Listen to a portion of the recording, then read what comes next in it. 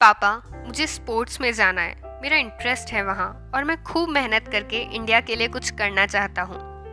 राहुल, कुछ नहीं रखा इन सब में। खेलने वालों को मिलता ही क्या है? कुछ फ्यूचर नहीं है इसमें। तेरे अंकल के बेटे को देख, आज इंजीनियर है वो और कितना सक्सेसफुल है। जाओ और पढ़ाई करो। और मन मार के सब कुछ छोड़ छाड़ के राहुल पढ़ने में लग गया। 1000 बार कोशिश की मन लगाने की, पर नहीं कर पाया और जब रिजल्ट आया तो मिला सिर्फ फेलियर। पापा की डांट के बीच जब एक बार उसने कहा कि खेलने दिया होता तो आज एक सही जगह होता, ये सुनते ही उसके पापा ने न आव देखा न ताव, बस हाथ उठा दिया। अपने सपनों को छोड़ घर वालों के दबाव में आकर अपनी जिंदगी उसने यूं ही बर्बाद कर दी और इस सदमे को वो सह नहीं पाया। वो अपने कमरे में गया और बदकिस्मती कि उस रात वो वापस ही ना आया। कमरे का दरवाज़ा तोड़ के जब पेरेंट्स ने अंदर देखा तो अपने बेटे को मरा हुआ पाया। Hi friends, this is me Darshana Balani and I welcome you all on my podcast. क्या ये सिर्फ एक कहानी है?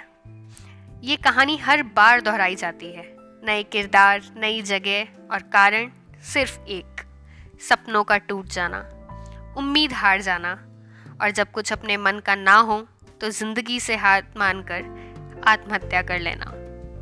आपको बता देती हूँ कि national crime records bureau of India NCRB of India ने ये रिपोर्ट दी है कि इंडिया में हर घंटा एक बच्चा सुसाइड अटेम्प्ट करता है।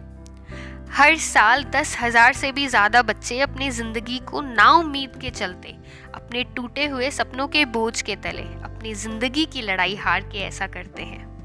आखिर ऐसा क्या हुआ कि कोई इतना मजबूर हो जाए कि उसे ऐसा करना पड़े? कितना आसान होता है ना हम सबके लिए ये कह देना कि वो कमज़ोर था, डरपोक था, सिचुएशंस फेस नहीं करना जानता था, तभी उसने ऐसा किया। पर शायद आप और हम तो ये अंदाज़ा भी नहीं लगा सकते कि उसके दिल में, दिमाग में ऐसा क्या चल रहा होगा, क्या तूफान उमड़ रहा होगा, क्या होगा जो उसे अंदर ही अंदर इतना खाए जा रहा होगा कि उसे जीने से ज़्यादा आसान मरना लगा। हमें तो एक चोट भी लग जाती है तो हम दर्द से करा उठते हैं। वो अंदर ही अंदर किस हद तक टूटा होगा कि खुद को ख़त्म करते वक्त जो उसे दर्द हुआ होगा वो भी उसे छोटा महसूस होने लगा था। वो कहते हैं ना, जिंदगी की शुरुआत सांस लेने से नहीं, सपनों से होती है। इंसान सपने देखता है और उन्हें पूरा करने के लिए अपना पूरा समय लगा देता है, पर जब उसे अपने सपनों को पूरा करने के सभी रास्ते बंद होते दिखते हैं तब वो अपने आप को संभाल नहीं पाता। उसका मन विचलित हो उठता है और वही विचलित मन उसे बार बार कहता है कि अब क्या, आगे क्या। उसके सोचने समझने की कैपेसिटी एकदम से खत्म हो जाती है और जब उसे कोई और रास्ता नहीं नजर आता तो वो आत्महत्या को अंजाम देता है।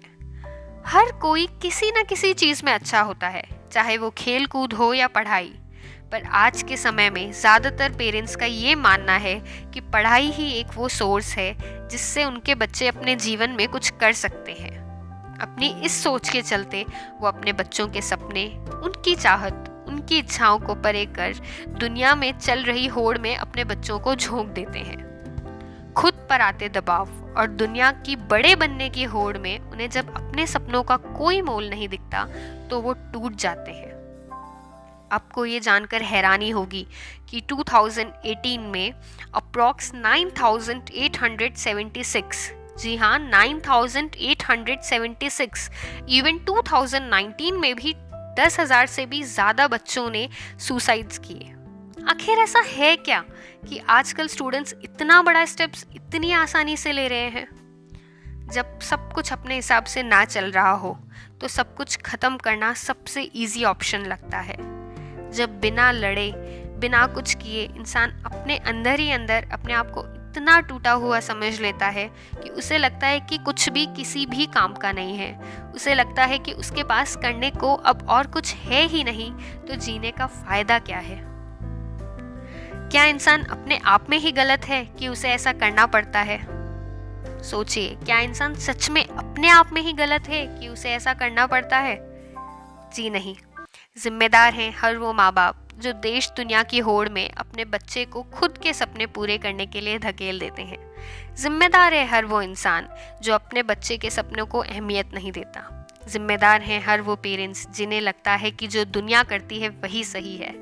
सिर्फ एक फैसला, एक इजाज़त, एक मौका किसी का जीवन बचा सकता है।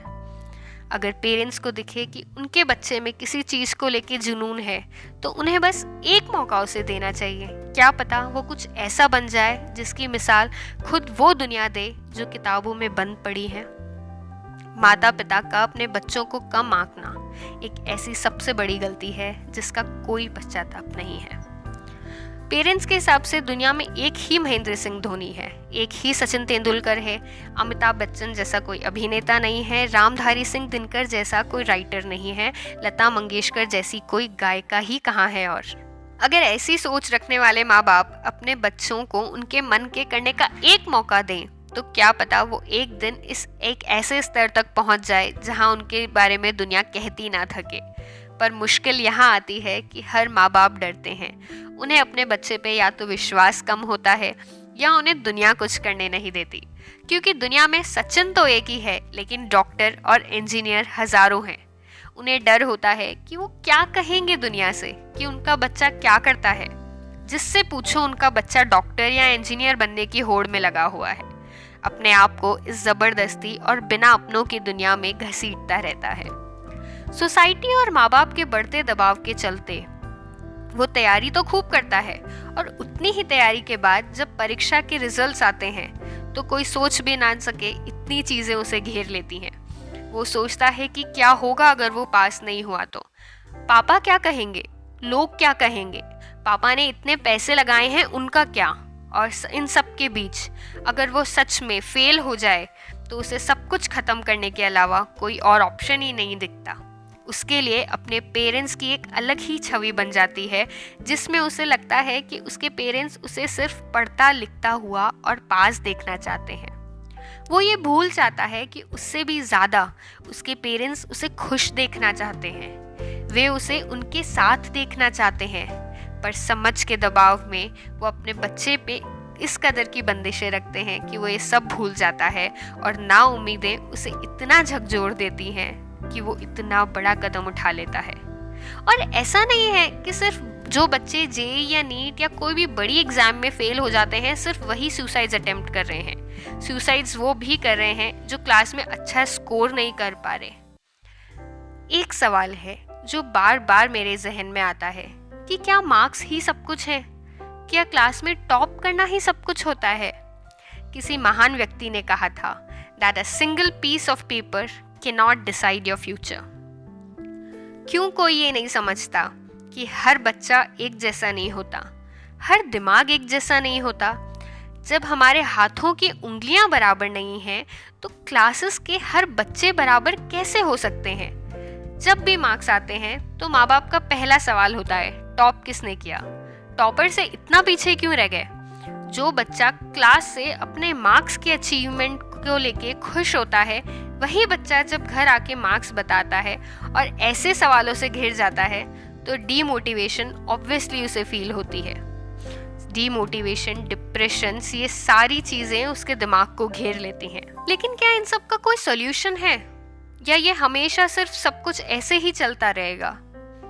हर साल हो रही 10,000 से भी ज़्यादा आत्महत्याएं, हर साल बच्चों का डिप्रेशन में जाना, हर साल बच्चों का डीमोटिवेट हो जाना और बहुत सारे जो उनके दिमाग में थॉट्स चल रहे होते हैं, क्या उन्हें रोका जा सकता है? जी हाँ, बिल्कुल रोका जा सकता है और उसे रोक सकती है सिर्फ एक हाँ। जी हाँ, सिर्फ और सिर्फ एक हाँ। एक हाँ कि बेटा तुम्हें किताब नहीं पसंद, मत पकड़ो, अपना क्रिकेट बैट उठाओ और खेलो। कि हाँ बेटा तू बन सकता है सबसे बड़ा एक्टर। कि हाँ बेटा तुझे जो करना है तू वो कर, हम हैं तेरे साथ। कि हाँ बेटा तू जितने मार्क्स लाया है अच्छे हैं, तेरी मेहनत का फल है। ये एक हाँ, सिर्फ एक हाँ किसी की ज़िंदगी बना सकता है, इस देश को नए सितारे दे सकता है और सबसे ऊपर किसी को सुसाइड जैसे पाप करने से रोक सकता है।